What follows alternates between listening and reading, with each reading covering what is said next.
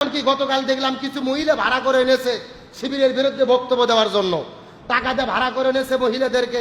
এখন ওই মহিলা বক্তব্য দিতে যে বলতেছে যে ছাত্র দল সারা জীবন নারী নির্যাতনের পক্ষে ছিল, সামনেও নারী নির্যাতন চালিয়ে যাবে।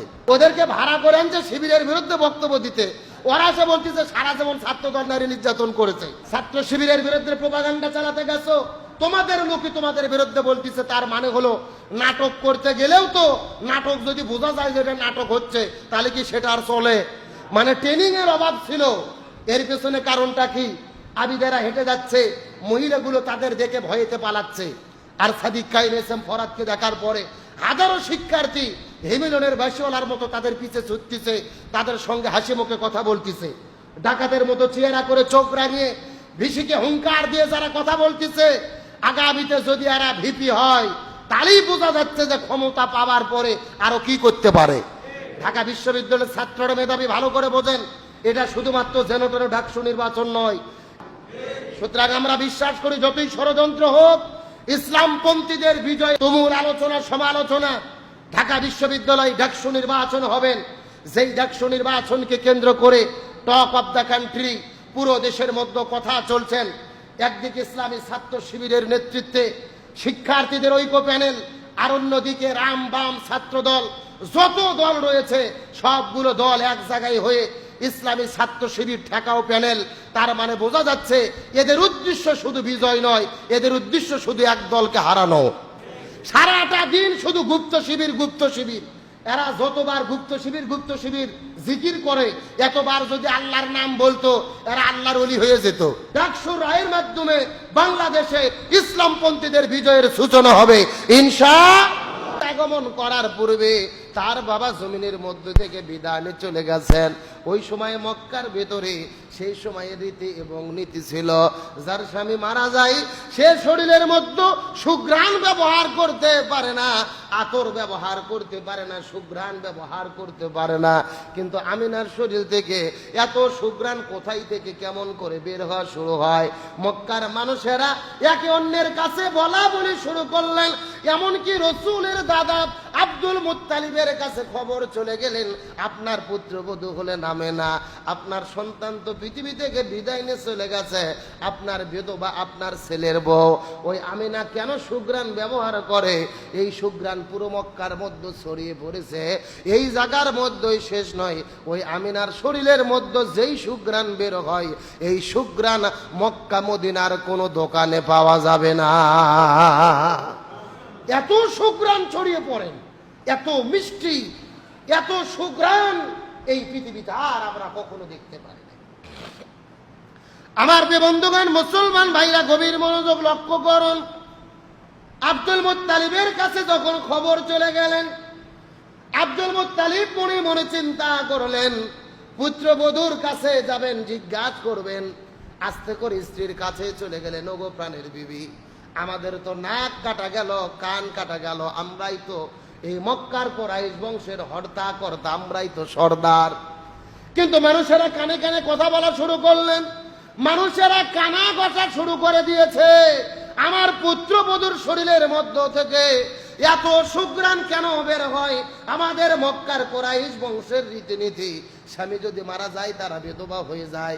এই বাংলাদেশের ভেতরে আমরাও কিন্তু লক্ষ্য করে দেখি, স্বামী মারা যাওয়ার পরে হিন্দুদের সংস্কৃতি ছিল, স্বামী মারা যাওয়ার পরে তারপরে আর কোনো রঙিন শাড়ি পোশাক পরিধান করে না, সাদা শাড়ি পোশাক পরিধান করে বিধবা মহিলাগুলো।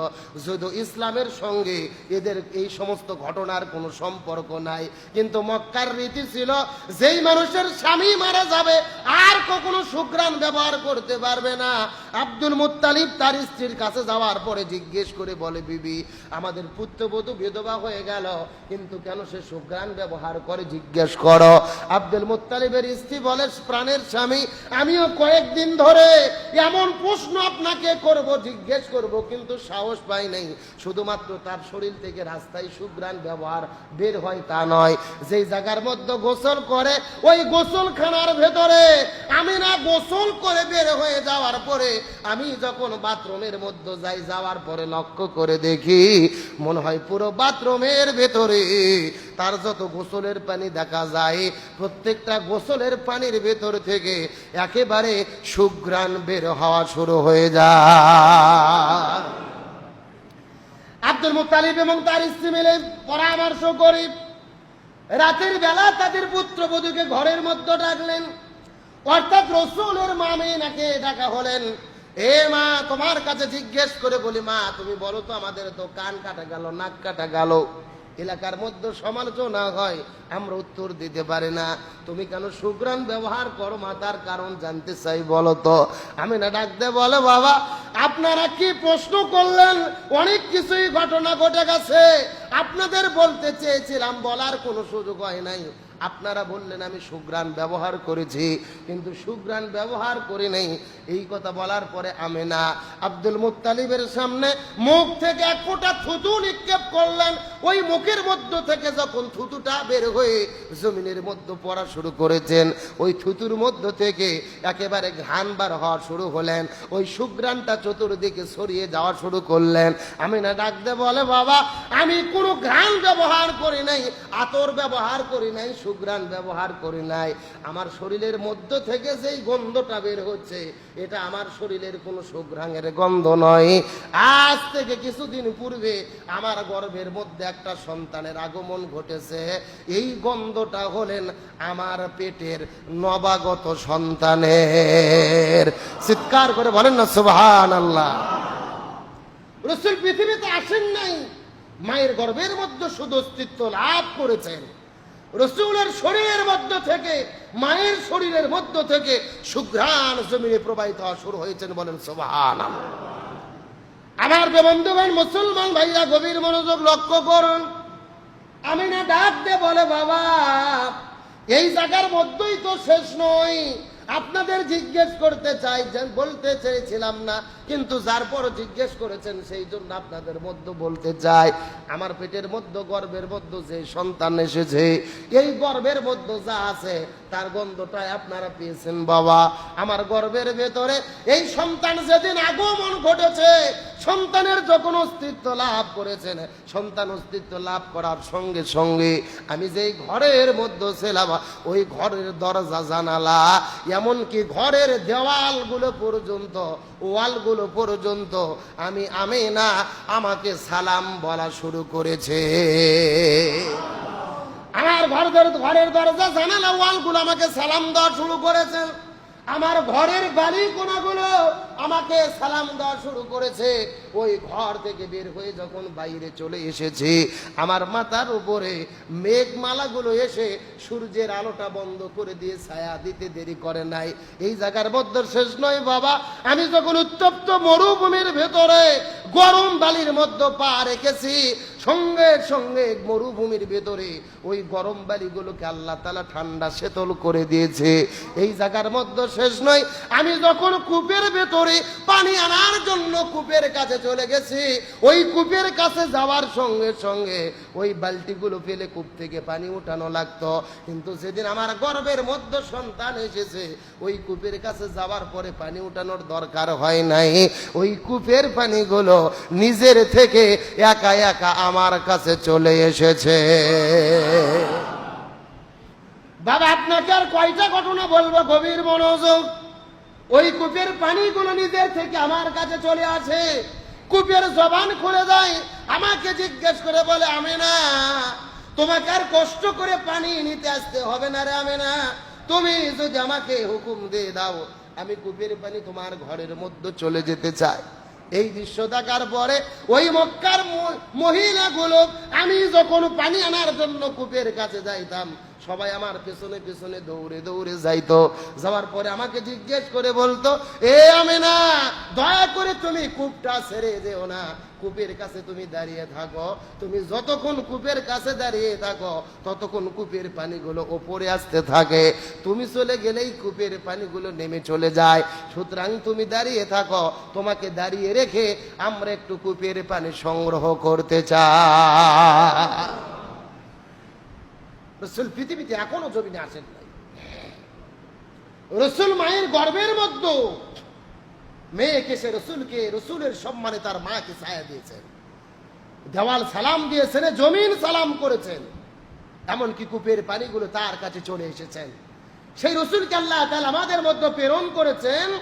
লাকাদ কানা লাকুম ফি রাসূলিল্লাহি উসওয়াতুন হাসানা, রসুলকে আমাদের জন্য আদর্শ করে প্রেরণ করেছেন। সুতরাং ওই রসুলকে যারা অনুসরণ করবেন, রসুলকে যারা মেনে চলবেন, তাদের সম্মান মর্যাদা বৃদ্ধি করে দেবেন কে? আরো জোরে বলেন। আমার বেবন্ধুগণ, মুসলমান ভাইরা, গভীর মনোযোগ লক্ষ্য করুন। এই জায়গার মধ্যে শেষ নয়। আমি না ডাক দে বলে ইয়া রাসূল, আর আমি না ডাক দে বলে বাবা, এই জায়গার মধ্যে শেষ নয়। আমার সন্তান এই গর্ভের মধ্যে যেই দিন আকৃতি লাভ করেছে, যেই দিন সন্তান গর্ভের মধ্যে অস্তিত্ব লাভ করেছে, ওই গভীর রাতের ভেতরে আমি ঘরের মধ্যে ঘুমিয়েছিলাম। আল্লাহর পক্ষ থেকে 1 নয় 2 নয় 12 জন রাসূল এসে আমি আমাকে সালাম জানায়া দিয়ে গেছে। চিৎকার করে বলেন দেখি সুবহানাল্লাহ। 12 জন রাসূল এসে আমার কাছে সালাম জানায়া দিয়ে গেছে। এই জায়গার মধ্যে শেষ নয়। আমার সন্তান আমার গর্ভের ভেতরে যেদিন অস্তিত্ব লাভ করেছে, যখন অস্তিত্ব লাভ করেছে, আল্লাহর পক্ষ থেকে 3 জন জান্নাতি মহিষী রমণী এই ঘরের মধ্যে আসার পরে আমার গলের মধ্যে ফুলের মালা দিয়ে আমাকে সংবর্ধনা জানিয়ে দিয়ে গেছেন। এই 3 জনের ভেতরে 1 নম্বর হলেন ইমরাতু ফিরাউন, ফিরাউনের স্ত্রী আসিয়া, আর 2 নম্বর হলেন উম্মে ঈসা মারিয়াম, তার মানে হলেন ঈসা আলাইহিস সালামের মা মারিয়াম, আর 3 নম্বর হলেন উক্তে মুসা কুলসুম, হযরতে মুসা আলাইহিস সালামের বোন কুলসুম, আর ঈসা আলাইহিস সালামের মা মারিয়াম, আর ফিরাউনের স্ত্রী হযরতে আসিয়া আলাইহিস সালাম। এই 3 জন মহিষী নারী গভীর রজনীতে আমাকে ঘরের মধ্যে প্রবেশ করার পরে হাতের মধ্যে মালা নিয়ে আমার গলার মধ্যে মালা পরাই দিয়ে আমার কাছে আসার পরে বলে, আমি না তোমার গর্ভের মধ্যে আমাদের দোজানের বাদশা ঢুকেছে। এই কয়জন মহিলা জান্নাতি? আমার নবী হাদিস শরীফের মধ্যে বলেন এই 3 জন মহিলাই জান্নাতের মধ্যে রাসূলের স্ত্রীর মর্যাদা পাবে। এই জন্য আমিনার কাছে আসার পরে তার গলার মধ্যে মালা দিয়ে তার কাছে সংবর্ধনা জানাই দিয়েছে। বলেন সুবহানাল্লাহ। সে রাসূলের কত সম্মান, সে রাসূলের কত মর্যাদা, সে রাসূলের কত তাৎপর্য। ওই রাসূলের আদর্শ আপনি আমিও যদি মেনে চলি, আমাদের সম্মান মর্যাদাকে বৃদ্ধি করে দেবেন কে? আরো জোরে বলেন। কিন্তু রাসূলের সম্মান মর্যাদার পক্ষে যদি আমরা থাকি, রাসূলের আদর্শ যদি আমরা মেনে চলতে চাই, আর রাসূলের আদর্শ যদি জমিনে বাস্তবায়ন করতে চাই, আমাদের বিপদ আছে না নাই? আর একটু জোরে বলেন। সত্য এবং মিথ্যার দ্বন্দ্ব চিরন্তন। আপনি হকের পক্ষে থাকবেন, বিপদ বালা মুসিবত আপনার উপরে আসবে। আপনি হকের পক্ষে থাকবেন, আপনার উপরে ঈমানের পরীক্ষা আসবে। হক এবং বাতিলের দ্বন্দ্ব চিরন্তন, সত্য মিথ্যার দ্বন্দ্ব চিরন্তন। সত্য পথে থাকলে, সঠিক পথে চললে বিপদ আছে না নাই? সব সময় ষড়যন্ত্র থাকে। দুষ্ট মানুষগুলো ষড়যন্ত্র করে দেশ এবং সমাজের ভেতরে, রাষ্ট্রের ভেতরে তারা শান্তি প্রতিষ্ঠা করতে দিতে চায় না। সব সময় তারা সমাজের ভেতরে, এই জমিনের ভেতরে ফিতনা ফাসাদ তৈরি করতে চায়। এই রকম লোক আছে না নাই? গত কয়েকদিন হলে তামাম বাংলাদেশে তুমুল আলোচনা সমালোচনা। ঢাকা বিশ্ববিদ্যালয় ডাকসু নির্বাচন হবেন, যেই ডাকসু নির্বাচনকে কেন্দ্র করে টক অফ দ্য কান্ট্রি পুরো দেশের মধ্যে কথা চলছেন। একদিকে ইসলামী ছাত্র শিবিরের নেতৃত্বে শিক্ষার্থীদের ঐক্য প্যানেল, আর অন্যদিকে রাম বাম ছাত্র দল, যত দল রয়েছে সবগুলো দল এক জায়গায় হয়ে ইসলামী ছাত্র শিবির ঠেকাও প্যানেল। তার মানে বোঝা যাচ্ছে এদের উদ্দেশ্য শুধু বিজয় নয়, এদের উদ্দেশ্য শুধু এক দলকে হারানো। সারাটা দিন শুধু গুপ্ত শিবির, গুপ্ত শিবির। এরা যতবার গুপ্ত শিবির জিকির করে, এতবার যদি আল্লাহর নাম বলতো, এরা আল্লাহর ওলি হয়ে যেত। কথা বল না গা। এমনকি গতকাল দেখলাম কিছু মহিলা ভাড়া করে এনেছে শিবিরের বিরুদ্ধে বক্তব্য দেওয়ার জন্য। টাকা দিয়ে ভাড়া করে এনেছে মহিলাদেরকে। এখন ওই মহিলা বক্তব্য দিতে যে বলতেছে যে ছাত্র দল সারা জীবন নারী নির্যাতনের পক্ষে ছিল, সামনেও নারী নির্যাতন চালিয়ে যাবে। কথা কি বুঝেছেন? ওদেরকে ভাড়া করে আনছে শিবিরের বিরুদ্ধে বক্তব্য দিতে। ওরা সে বলতেছে সারা জীবন ছাত্র দল নারী নির্যাতন করেছে। কোরআনের একটা ঘটনা মনে পড়ে গেল। হযরত মুসা আলাইহিস সালামের বিরুদ্ধে অপবাদ দেওয়ার জন্য একটা মহিলাকে ভাড়া করা হয়েছিল। তাফসীরের মধ্যে এসেছে যে তুমি মুসার চরিত্রের বিরুদ্ধে কথা বলবা। আল্লাহর কি খেলা, যেই মহিলার টাকা দিয়ে ভাড়া করেছে ওই মহিলা এই সমাবেশে এসে মুসা আলাইহিস সালামের পক্ষে কথা বলেছে। সুবহানাল্লাহ বলেন। এগুলো কার ফয়সালা? আল্লাহ বলেন আমাকারু আমাকার আল্লাহ আল্লাহু খায়রুল মাকিরিন। তারাও ষড়যন্ত্র করে, আল্লাহ কৌশল অবলম্বন করে। কার কৌশল বিজয়ী হয়? ছাত্র শিবিরের বিরুদ্ধে প্রপাগান্ডা চালাতে গেছো, তোমাদের লোকই তোমাদের বিরুদ্ধে বলতেছে, তার মানে হলো নাটক করতে গেলেও তো নাটক যদি বোঝা যায় যে এটা নাটক হচ্ছে তাহলে কি সেটা আর চলে? মানে ট্রেনিং এর অভাব ছিল। এর পেছনে কারণটা কি? আবিদেরা হেঁটে যাচ্ছে, মহিলাগুলো তাদের দেখে ভয়েতে পালাচ্ছে। আর সাদিক কায়েম এসএম ফরাদকে দেখার পরে হাজারো শিক্ষার্থী হেমিলনের বাসিওয়ালার মতো তাদের পিছে ছুটতেছে, তাদের সঙ্গে হাসি মুখে কথা বলতেছে। ডাকাতের মতো চেহারা করে চোখ রাঙিয়ে ভিসিকে হুঙ্কার দিয়ে যারা কথা বলতেছে, আগামীতে যদি এরা ভিপি হয় তাহলেই বোঝা যাচ্ছে যে ক্ষমতা পাওয়ার পরে আরো কি করতে পারে। ঢাকা বিশ্ববিদ্যালয়ের ছাত্ররা মেধাবী, ভালো করে বোঝেন, এটা শুধুমাত্র জেনোটেরো ডাকসু নির্বাচন নয়, এটার মাধ্যমে বাংলাদেশের রাজনৈতিক প্রেক্ষাপট চেঞ্জ হতে পারে। বাংলাদেশের ইতিহাস বলেছে 69-এর গণ অভ্যুত্থান, তারপর 71-এর স্বাধীনতা, 52-র ভাষা আন্দোলন, 90-এর গণ অভ্যুত্থান, যা কিছু ঘটেছে ঢাকা বিশ্ববিদ্যালয়ের ছাত্রদের নেতৃত্বে ঘটেছে। তার মানে বোঝা যায় ঢাকা বিশ্ববিদ্যালয়ে ছাত্রদের মাইন এবং রায় যেই দিকে যায় বাংলাদেশের রাজনীতি ওই দিকেই মোড় এবং পরিবর্তনের ঘর ঘুরিয়ে যায়। সুতরাং আমরা বিশ্বাস করি যতই ষড়যন্ত্র হোক ইসলামপন্থীদের বিজয় হবে। ডাকসু রায়ের মাধ্যমে বাংলাদেশে ইসলামপন্থীদের বিজয়ের সূচনা হবে ইনশাআল্লাহ।